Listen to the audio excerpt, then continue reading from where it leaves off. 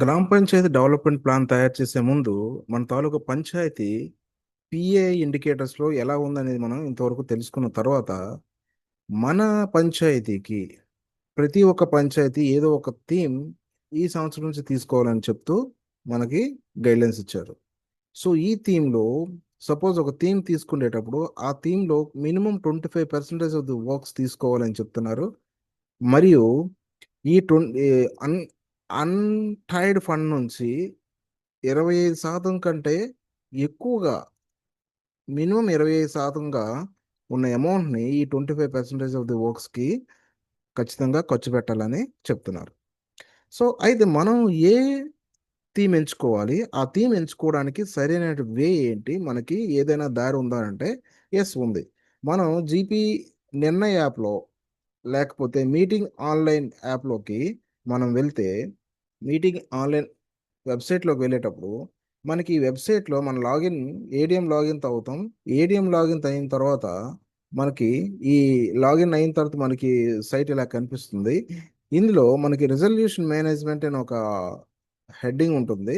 దీంట్లో మనకి view pi score and analysis for deciding priority theme for development plan అని ఒక ఆప్షన్ ఉంటుంది. సో దీంట్లో మనకి పిఐ స్కోర్ మీ తాలూకు పర్టికులర్ పంచాయతీకి ఎంత ఉంది కాబట్టి దీన్ని బట్టి మీరు ఆ పర్టికులర్ థీమ్ని ఎంచుకోవాలి.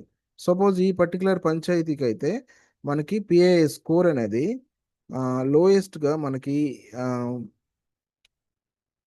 థీమ్ ఫోర్ వాటర్ సఫిషియెంట్ పంచాయత్కి 45.18 ఉంది. Poverty free and enhance livelihood in పంచాయతీకి 51.1 ఉంది. సో ఈ పర్టికులర్ పంచాయతీ ఈ వాటర్ సఫిషియెంట్ స్కోర్ అనేది ఈ వాటర్ సఫిషియెంట్ థీమ్ అనేది ఖచ్చితంగా తీసుకోవాలి. ఈ థీమ్కి వాళ్ళు 25% ఆఫ్ ది అన్టైడ్ ఫండ్స్ని ఖర్చు పెట్టాలి.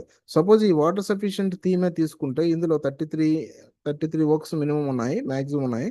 ఈ 33 వర్క్స్లో మనం ఖచ్చితంగా 9 వర్క్స్ అనేవి తీసుకోవాలి. ఈ 9 వర్క్స్కి 25% of the untied fund.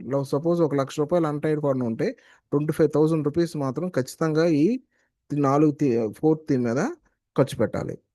So అంటే ఫోర్త్ థీమ్లో ఇంచుమించుగా 9 వర్కులు తీసుకుంటే ఈ 9 వర్కుల మీద ₹1,00,000 టోటల్ అన్టైడ్ ఫండ్ ఉంటే 25,000 రూపీస్ ఆ 9 వర్కుల మీదే ఖర్చు పెట్టాలి అని మనం ఒక రూల్ తీసుకొని ఖచ్చితంగా ఆ థీమ్ మీదే వర్కౌట్ చేయాలి.